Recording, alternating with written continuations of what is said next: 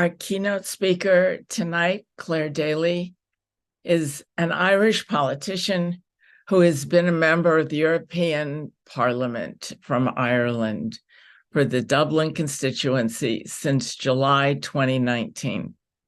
She is a member of Independence for Change, part of the left of the European Parliament. Special thanks to Clare for her incredible and wonderful support of two of our Veterans for Peace members who spent several months in Ireland for protesting the United States transport of troops and weapons through Shannon Airport. Clare Daly, thank you so much for joining us tonight. Thank you. It's an absolute honor for me to be here with you all. I have to be honest, it's August. I don't normally break my holidays for anybody, but when I got the invitation from Veterans for Peace, I knew I had to make an exception.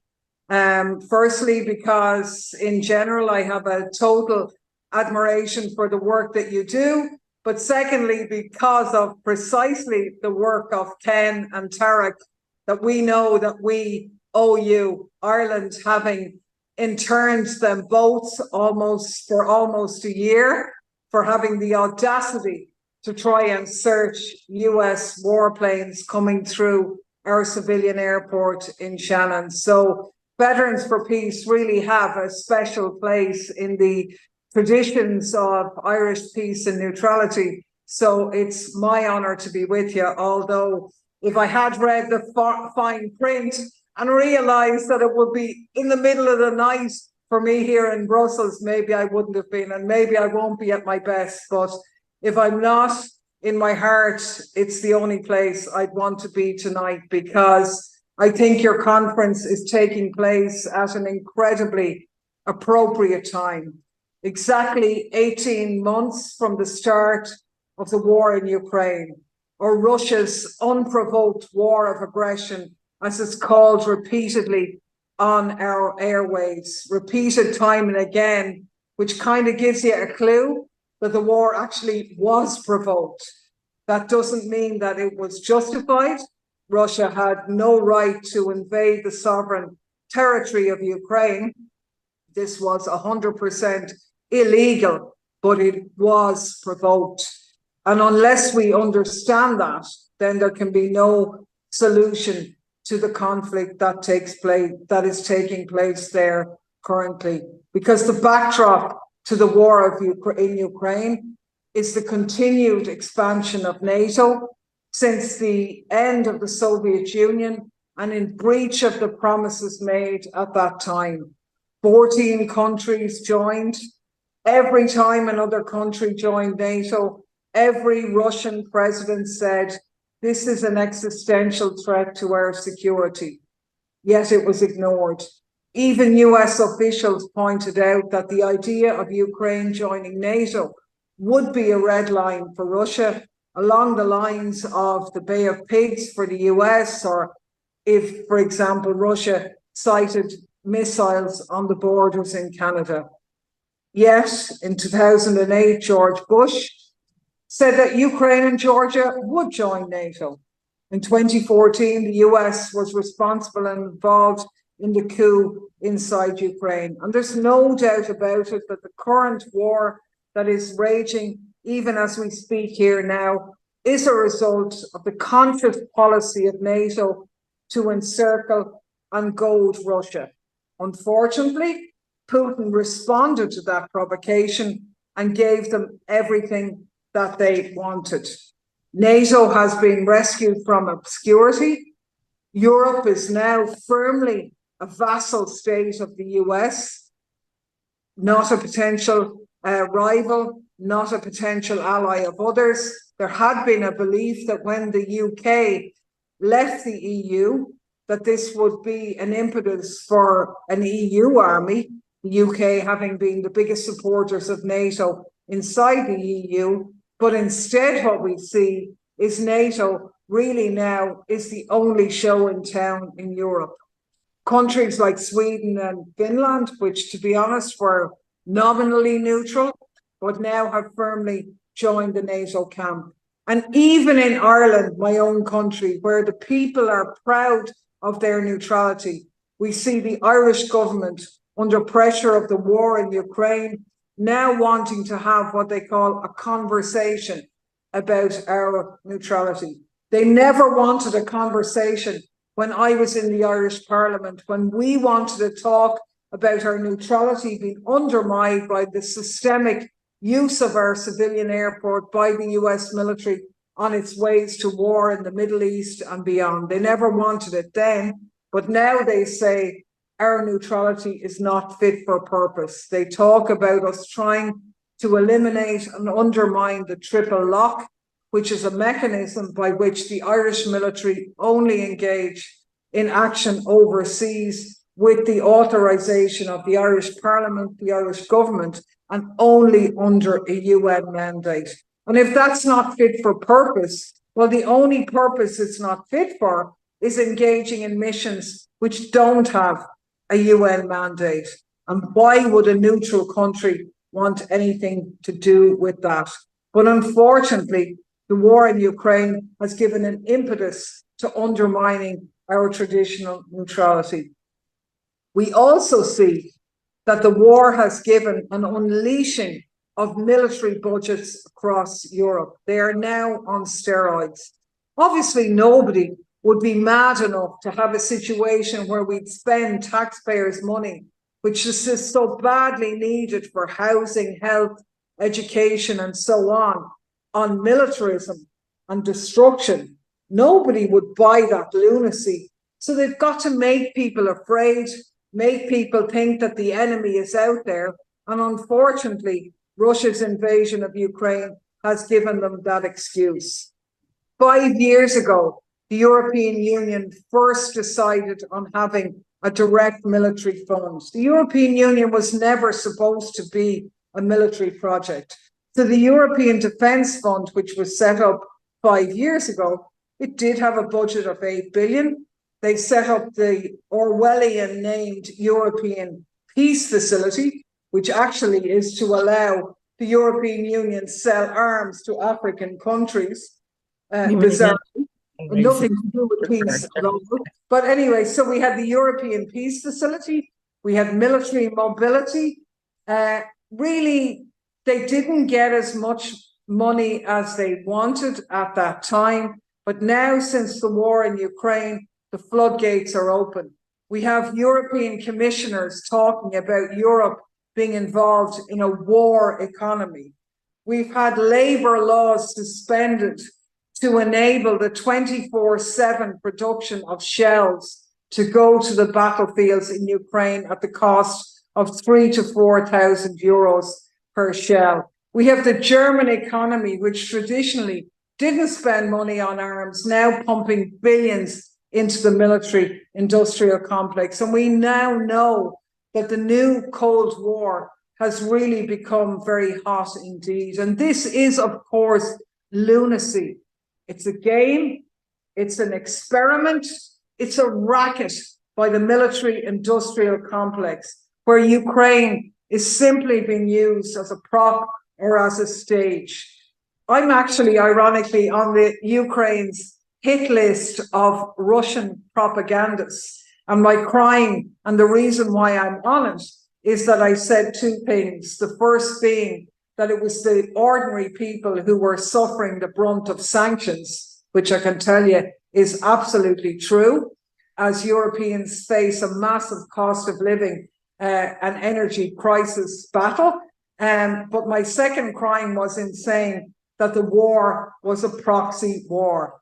Now, I have no problem in repeating that now loudly and sadly proudly, but this is the quintessential definition of a proxy war. And even as the dust settles and the jingoism and the nonsense dies down a bit, the truth is beginning to emerge, even occasionally in the mainstream media. And we've had recently articles in the Financial Times, for example, and I'll just quote from it briefly, where they talk about the war in Ukraine being the first time that NATO weaponry is being used on a large scale against the Russian army. And it's giving Western military's invaluable insight into its performance. Kiev's Western allies can actually see if their weapons work, how efficiently they work, if they need to be upgraded. For the military industries of the world, you can't invest in a better testing ground, says the Ukraine's Minister of Defense. Now I ask you, what comfort is that for the women and children of Ukraine whose sons and fathers and husbands have died in such a good cause? We also see the counter-offensive, so-called, which is failing abysmally in Ukraine, and we now have US officials bemoaning the fact that the Ukrainians are becoming, as they call it, casualty averse. In other words, these ungrateful Ukrainians are not prepared to go headlong into minefields under siege of Russian artillery. The absolute cheek of them. How dare they, after the West have given them so much weaponry?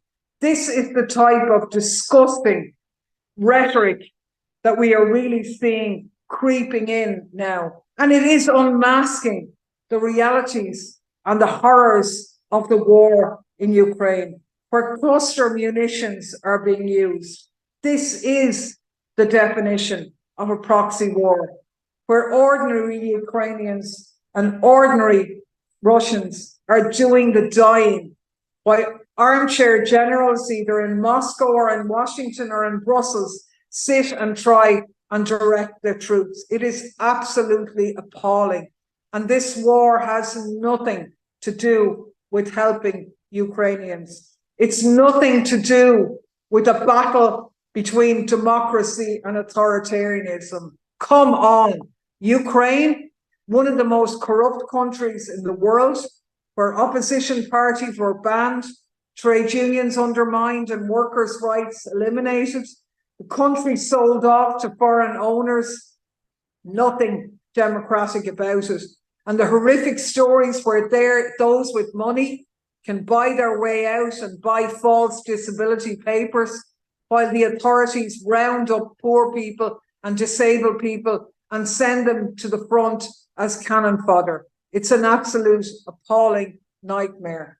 And you don't have to be a genius to know that how could keeping a war going possibly help anybody in Ukraine? It doesn't. It's only resulted in 500,000 dead or injured Ukrainians, millions displaced, cities leveled, territories annexed. It's a meat grinder, as those of you in Veterans for Peace know only too well. War is never stopped by more war. It's only stopped by peace.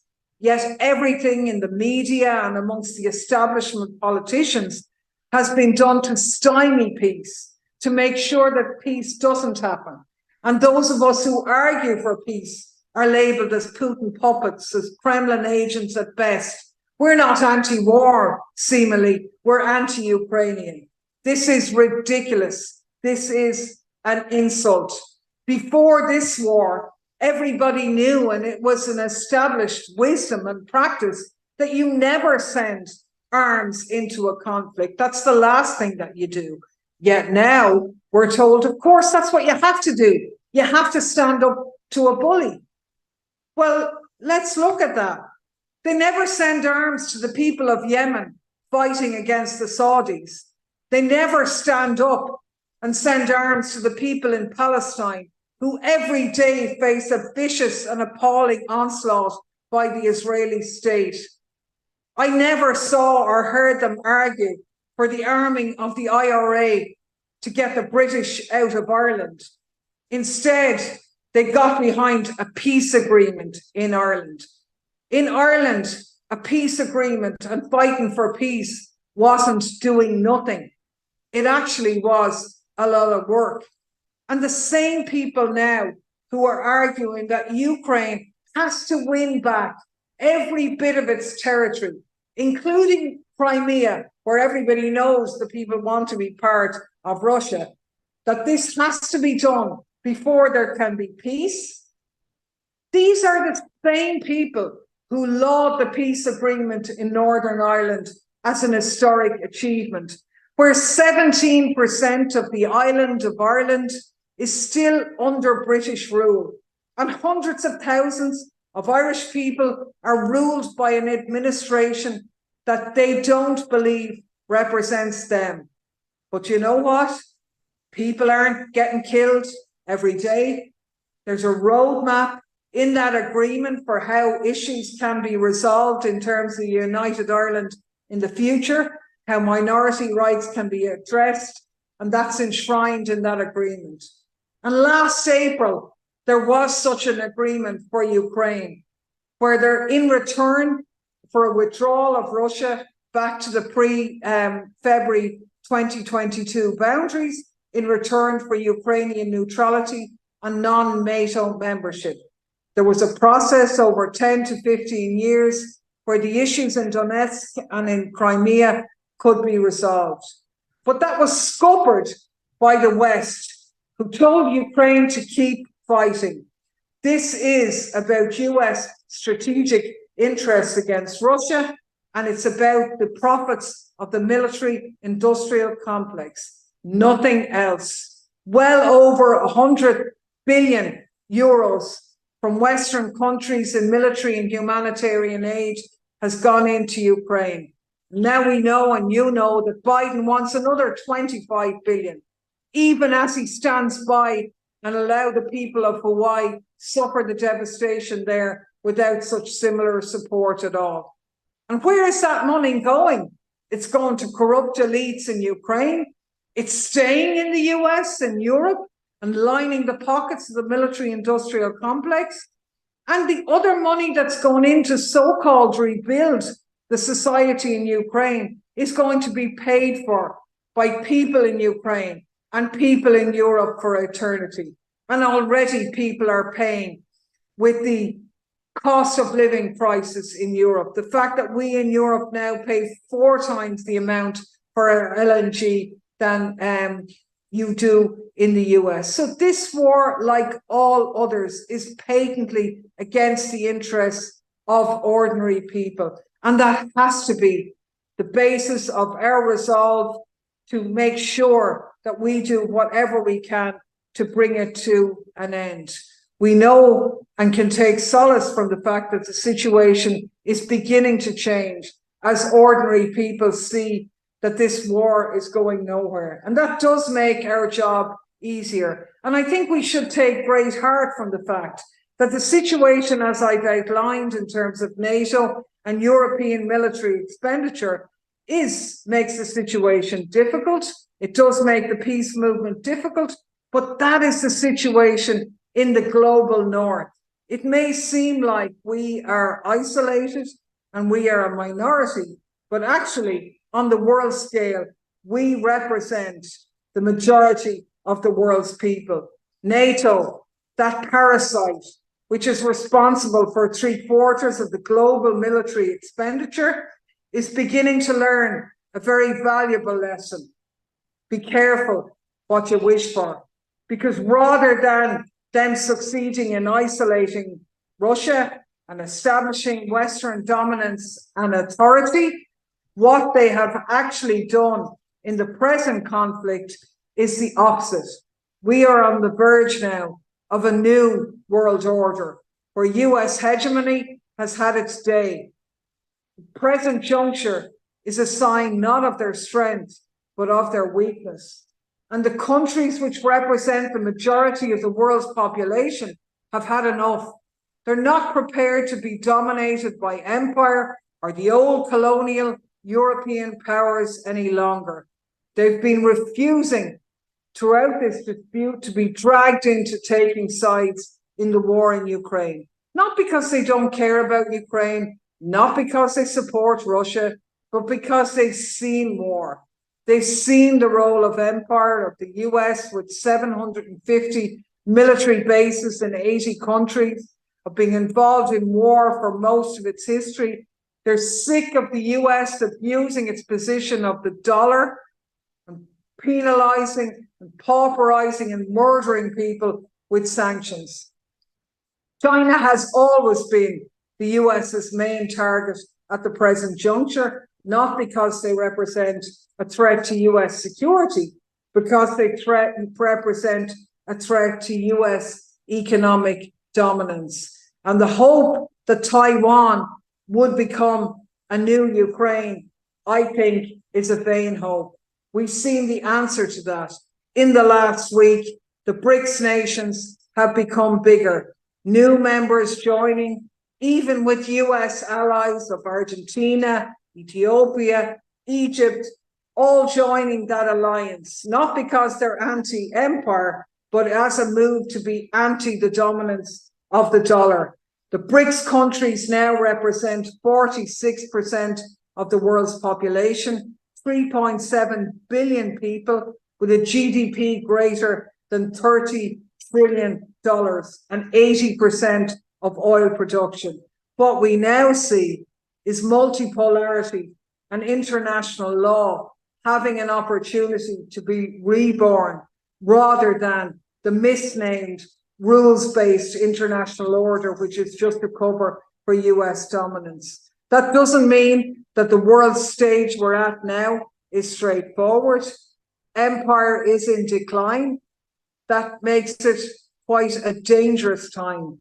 But what we do see in the new developments on a global scale is the potential for a way forward. We see in Niger, where the people of Africa again and again are rejecting the remnants of French colonialism, robbing them of their assets. They don't want to see bases in their country. ECOWAS isn't fully dancing to the Western tune. It's not plain sailing, but these movements do show a way forward. They show the potential for a new world where all countries can be treated equally, multipolarity and international law respected. And against that backdrop, countries like Ireland could play a great role. And it's a tragedy and an embarrassment for me that rather than using our unique position as a country which was colonized and occupied, and yet firmly in the Western camp, we could use our unique position for good. But we don't do that. We've bent the knee to US empire, we've handed our airports over, and we've now gone along with the bureaucracy in Brussels. That isn't good enough. But the positive side on it is, despite the efforts of our establishment to undermine our neutrality, the people don't want that. The people have seen through it. They're speaking out against it. And even though there will be efforts made to bring us further down the line of being in the EU camp, I think the people will resist that, and I take great confidence from that. So I think we should really go from this event reinvigorated to tell the truth. We know that Julian Assange, whose thoughts we should and best wishes we should send from this event, coined the phrase that if wars can be started by lies, peace can be started by the truth. And he was so right, because our power rests in telling the truth. That's why we are being attacked like never before. We all know the old phrase that truth is the first casualty of war. It has always been so. We know the Iraq war was started by the lies of weapons of mass destruction and so on. And yet, even then, there was a space for an anti-war voice. You could make the argument and it would be engaged with. But in this war, all you need to do is argue for peace to be labelled as a Putin puppet. That's how bad things have got. This is McCarthyism on steroids. But the reason why they're clamping down so hard on us is because they realise that this is the voice of peace and this is the solution, is for us to tell the truth and organise people power across the Western world, which will be totally in tandem with the voices of those of the global South. So look, it's my absolute honour to be here with you. to offer solidarity and best greetings in the struggle for an end to empire and for international solidarity and peace. We totally respect the work of Veterans for Peace and look forward to soldiering with you side by side in a world where the resources can be shared by all equally, where we come together to fight the battles against climate change and global disruption rather than pitting working class people against each other across national boundaries. So I'd really like to salute the work that you do and offer my full support to it in the months and years ahead. Thank you so much. Thank you so much, Claire. And thank you for joining us in the middle of your vacation and in the middle of the night. We so appreciate hearing your voice and hearing from you. And thank you again for your ongoing and continuous support of Veterans for Peace, both when we appear in your country and in this United States. Your words are truly inspiring to all of us. Thank you. Our next guest is Professor Jeffrey Sachs. Jeffrey Sachs is University Professor and Director of the Center of Sustainable Development of Columbia University, where he directed the Earth Institute from 2002 until 2016.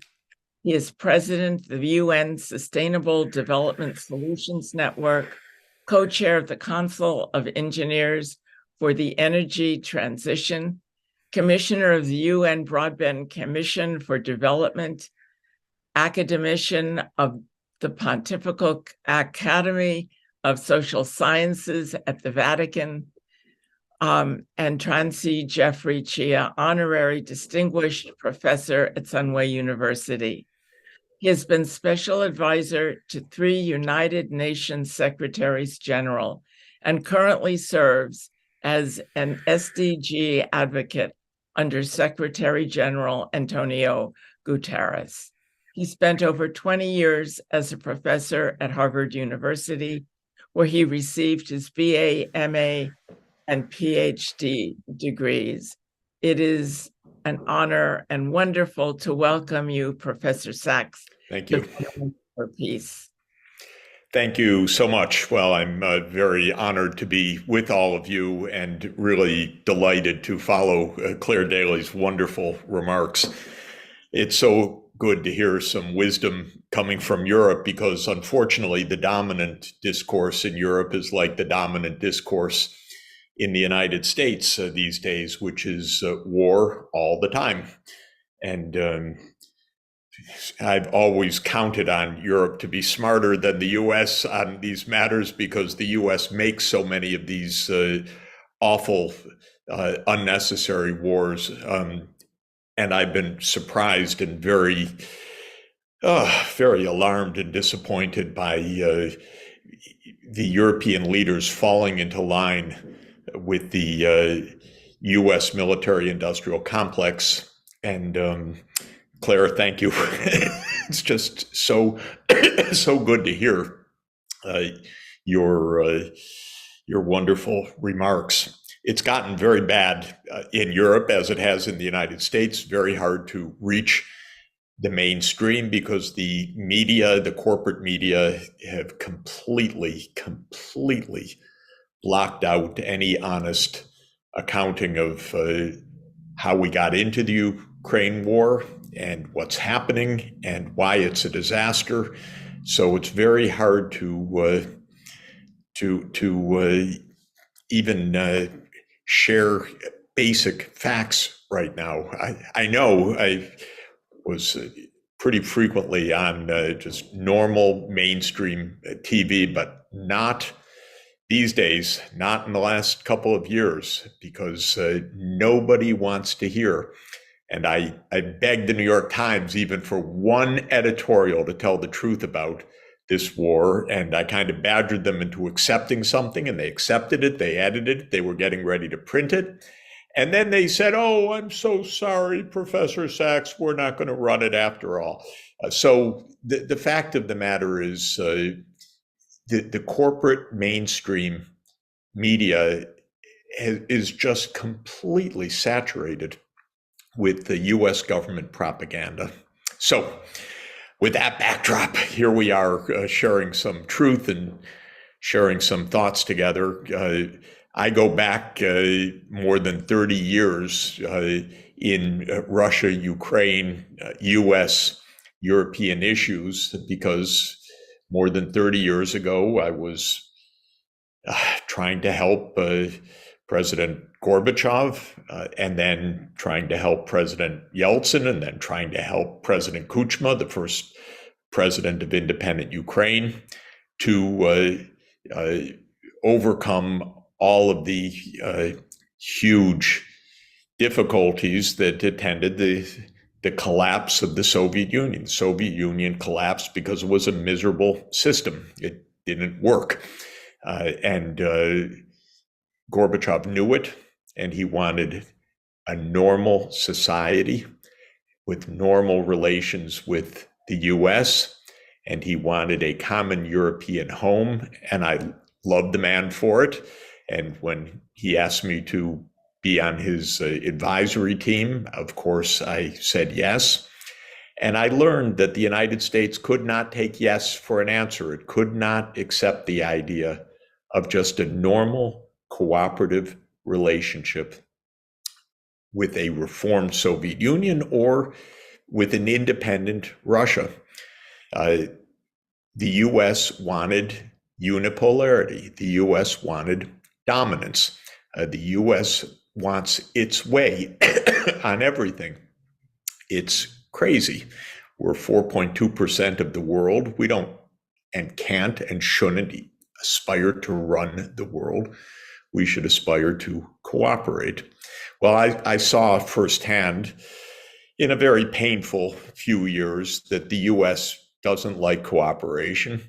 First, it was the Bush senior administration. Well, that was Cheney and Wolfowitz and Rumsfeld, the neocons of the day. And they basically didn't want to lift one finger to help the transformation of Russia into a new independent state that was peacefully integrated with its neighbors. Of course, they told lies. Gorbachev unilaterally said that he would disband the Soviet military alliance, the Warsaw Pact. And James Baker III, our Secretary of State at the time, and Hans-Dietrich Genscher, the foreign minister of Germany, ran to Gorbachev. If you do this, we will absolutely not take advantage of the Soviet Union. We will absolutely not move NATO into where the Warsaw Pact is right now. We will not move NATO 1 inch eastward. And there's a massive, wonderful archive of material with this promise repeated many times to Gorbachev by the Germans, by the US, by the Secretary General of NATO himself to a visiting Russian delegation. Well, turned out all to be lies, because as soon as the Soviet Union dissolved at the end of 1991, the neocons started planning the expansion of NATO, because they couldn't take yes for an answer that we should just have peace and cooperation. They needed the expansion. And who championed the expansion? Of course, the military-industrial complex led the lobbying. And it's not even subtle. The Raytheon top lobbyist was the head of the committee for the expansion of NATO. Well, duh, this was money. We can sell weapons. We can expand our military bases. We can expand our military budget. And of course, these neocons had the idea that they would make several wars of choice. They actually decided that already in the 1990s, that there would be several wars of choice, because there was no one to oppose it. So the US could depose all of the governments that were still aligned with Russia. That means the Syrian government, the Libyan government, Saddam Hussein, and so forth. And they would find whatever excuse, whatever lies, whatever alleged provocations to launch wars of choice. And of course, we know that this happened. But the real origin of the Ukraine war was this relentless NATO march eastward, despite the core promises that were made and the core common sense, by the way, not just the promises. Why provoke Russia?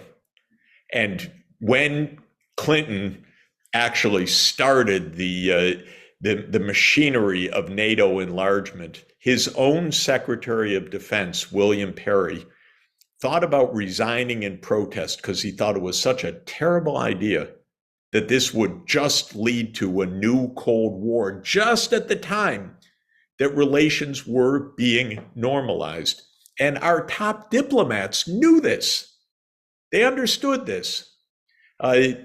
Jack Matlock, the US ambassador to the Soviet Union, said, don't expand NATO. You said no, and it's only going to provoke. Excuse me. Oh, God, I get choked up over this. George Kennan, our top historian diplomat, the person who invented containment, that concept of the 1940s, he never wanted to be militarized in this way.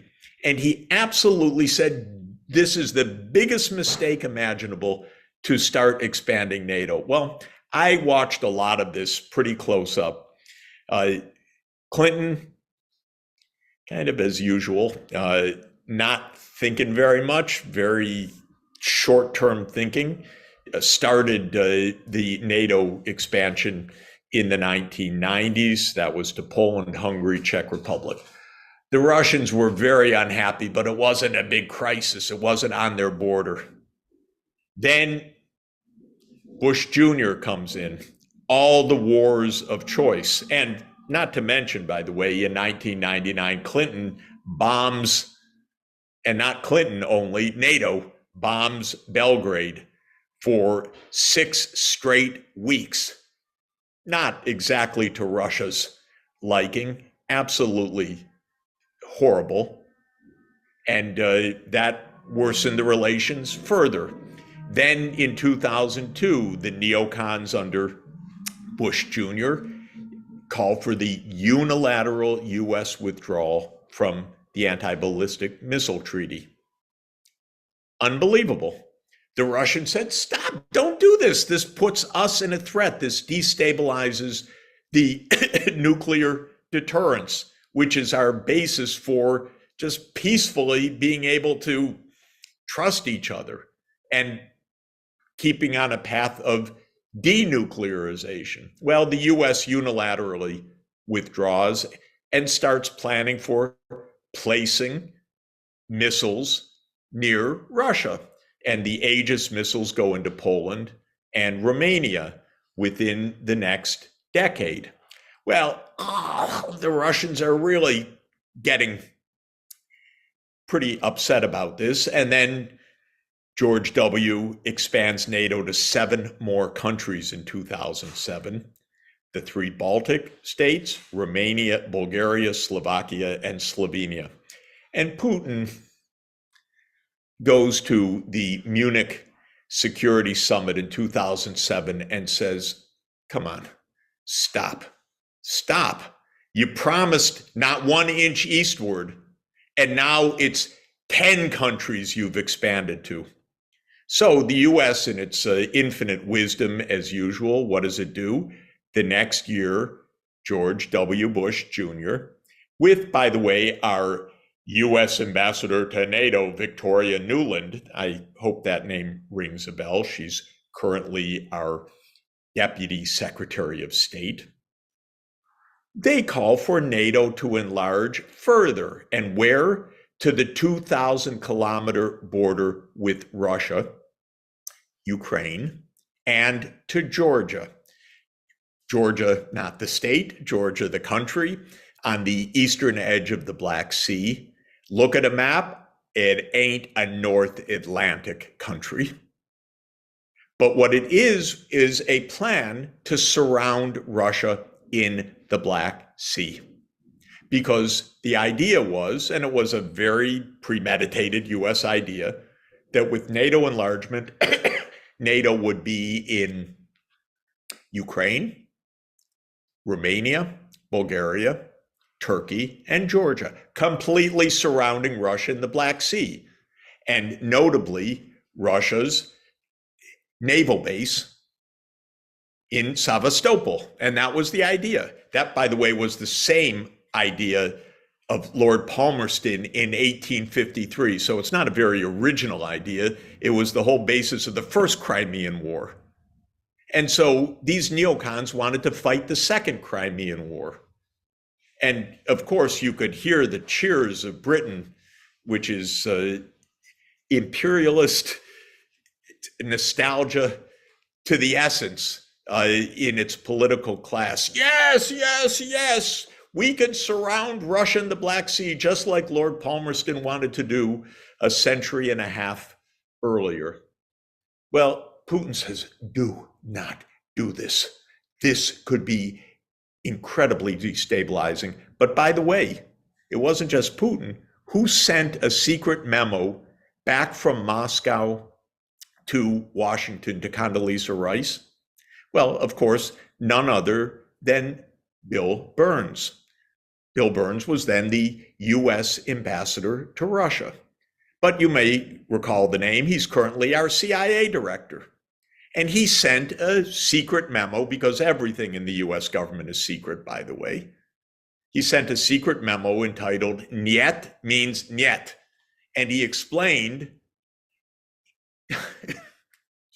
something so basic, so obvious, that for Russia, this is an absolute hardcore bright red line. Do not go to Ukraine. And that it's not just Putin, it's the entire Russian society.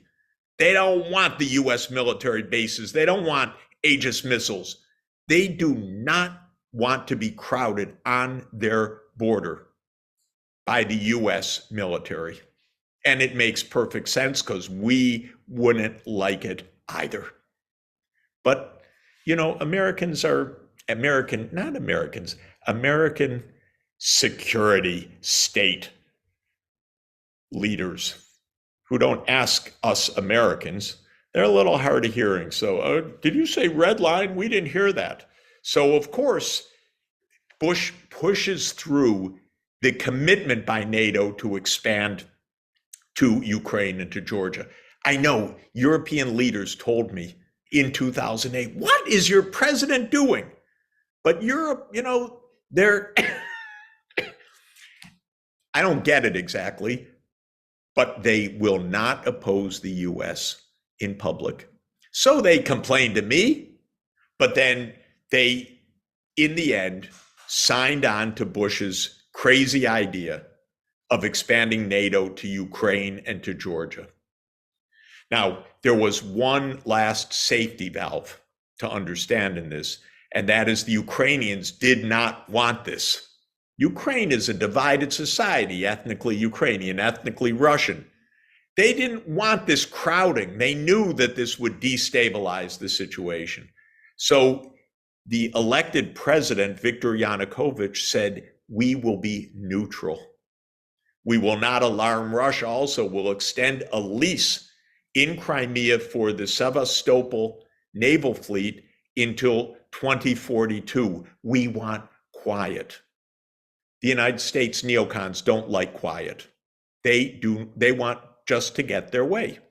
So in the end of 2013, they helped stoke first protests against Yanukovych, and then the violent overthrow of Yanukovych in February 2014. And we know that Victoria Nuland and Jake Sullivan and Joe Biden all played a role in the violent overthrow of the Ukrainian president. That's just a fact. Now, so much is hidden from view that we don't know exactly time and date, but the Russians intercepted one of Victoria Nuland's phone calls and posted it on YouTube so everybody can listen to it, as she and the US ambassador to Ukraine, Jeffrey Piot, plot the next post-Yanukovych government several weeks before a violent storming of the government buildings in Kiev. That's what happened. That's when the war started. We overthrew the government that wanted stability. And in came a series of governments that were Russophobic and pro-NATO and at the American service. And Obama and Trump and Biden pumped in arms. Now, just to finalize how we came to this current utter tragedy and disaster. When Biden came in, I had hopes, okay, maybe something rational. No way. Biden doubled down on Ukraine becoming a NATO member, doubled down repeatedly in 2021, said NATO will enlarge to Ukraine. And on December 17th, 2021, Putin, really at wit's end, because he could not get the US to engage in diplomacy, put on the table, and you can find it on the internet, a draft US-Russia security agreement to avert a war. And at the time, the security agreement said, don't expand NATO, don't put your missiles close to our borders, and implement the Minsk II agreement, which is a United Nations Security Council-backed agreement for autonomy of the Russian-speaking regions in the east of Ukraine, which the Ukrainian nationalists blew off, and the United States said, yeah, don't worry about it. You don't have to follow through on a UN Security Council agreement. And Putin said, honor that agreement. Well, the basic story is, of course, the US refused to negotiate on these points. And on February 21st, 2022, there was a Russian Security Council meeting. You can find the minutes online again in the Russian government in English transcription or translation. President Putin calls on the foreign minister, Sergei Lavrov. Minister Lavrov, give us a report on your diplomatic initiatives in regard to our security. And Lavrov says, the United States has formally notified us that the NATO enlargement issue is non-negotiable, that it's none of our business. That was the final step before the Russian invasion on February 24th. We rejected every single diplomatic chance to avoid a war. And we thought, okay, our wonderful weapons and our financial sanctions will do Russia in. And by the way, you know, I've been observing these kinds of things for 40 years. I wrote an article, it was, I think in June actually, so it was a couple months after this, saying that these neocon ploys are doomed to fail. The sanctions aren't going to kill the Russian economy. The wonder weapons are not going to defeat Russia and so forth. So obvious if you've seen this particular show repeatedly, as we have, all the promises of our generals and the military industrial complex and all the rest, wrong again and again and again. But what we did do was trap Ukraine in a devastating war between the US and Russia. So we provide the weapons, we provide, and I'll put it in quotation marks, the intelligence, because it's not very intelligent intelligence. And we tell them, run to the front lines. And tens of thousands of Ukrainians have died just in recent weeks because of this. An absolutely predictable bloodbath. And when the Ukrainians tried to negotiate with the Russians in March, 2022, just after the start of the invasion, the US stopped the negotiations. And when the chairman of the Joint Chiefs of Staff, General Milley, said last fall, maybe this is the time to negotiate, the chairman of the Joint Chiefs of Staff, who steps up? Secretary Nuland, the endless neocon. Doesn't matter whether she's working for Cheney, whether she's working for Hillary, whether she's working for Biden, she's the perpetual neocon. She says, no, the time's not right for negotiations. What is the subtext of that? Well, a lot more Ukrainians have to die. And that's where we are right now. And this administration doesn't know what to do because all its great plans backfired, but Biden doesn't want to look weak. He's, facing an election next year. So as usual, they just tell the Ukrainians, just keep running into the Russian lines. Just keep dying.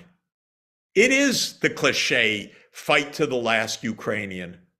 And we even have senators like Romney say, this is great. What's the problem? No Americans are dying. I'm paraphrasing, but that's basically what Romney says and what a lot of American leaders are saying. Yeah, we could put in $100 billion. What is that among friends in the military-industrial complex? Of course, it means a lot to Americans who might care about their sustenance. But what they really think is, if the Ukrainians are ready to die for this, it weakens Russia and so forth. And that's where we are till now. So my conclusion, we could have avoided this war entirely.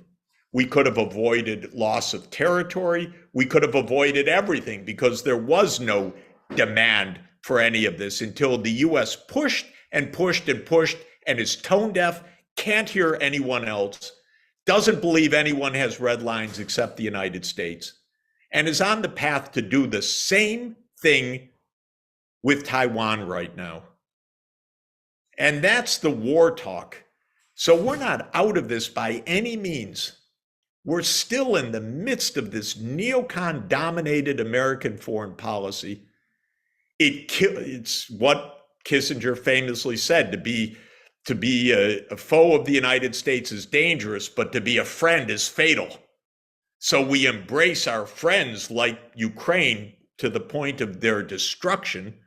And now we're angling or threatening or escalating in our tensions with China for a war over Taiwan. Unbelievable. I was just in Taiwan a couple of weeks ago. What a wonderful and beautiful place, and very successful.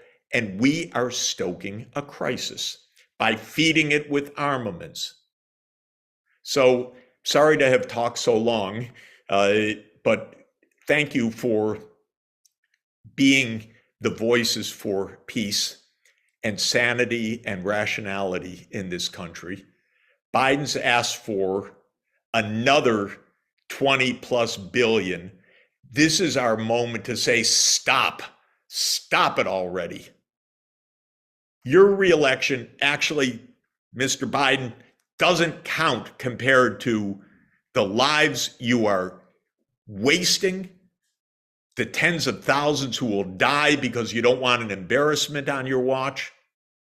It's not going to help your campaign to be in a war next year. Nobody wants this in the United States. We don't like this. This is dangerous. This is unnecessary. We don't support you, Mr. President, in this.